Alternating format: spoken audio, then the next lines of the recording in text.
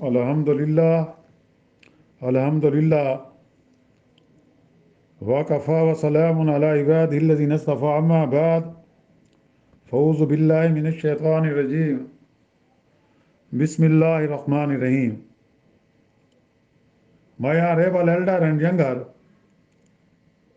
my dear brothers and sisters, Assalamu alaikum wa rahmatullahi wa barakatuhu. Today is our topic also nature of politics in Islam. In this regard, part 2 will be described now about state and society in Islam. In Islamic sociology, religion and state are one. It is an organic unity that corresponds to an undifferentiated social entity. Islam does not recognize the organic compartmentalization of human activity into different domains like religious and secular or political and social. All activities of men spring from a human personality endowed with spiritual meaning and significance. As for the non-Muslims, it stands for tolerance and liberality without indulgence. Thus, Islam stands for an integrated, well-defined, and reasoned social order on the basis of its universal principles. Without being totalitarian, such a unity as this does not presuppose the domination of the priestcraft or the church.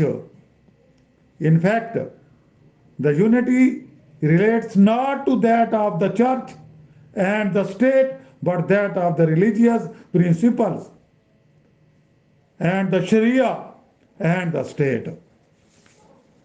Islam created a community, mean ummah, of believers on the basis of the unity of Almighty Allah, Tawheed, bound by the concept of brotherhood, akhuwat, and social integrated in equality and dignity.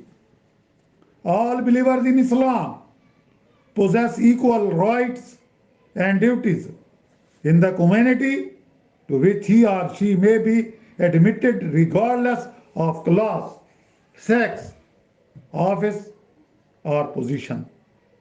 No difference between them is recognized on the basis of origin, economic affiliation, or social status.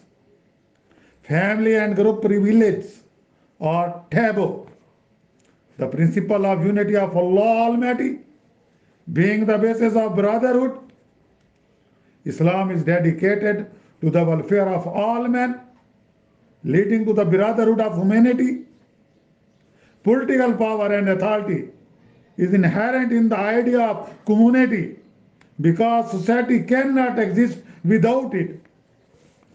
As Ibn Khaldun Rahmullah says, statehood exists by nature in man and is necessary for his existence.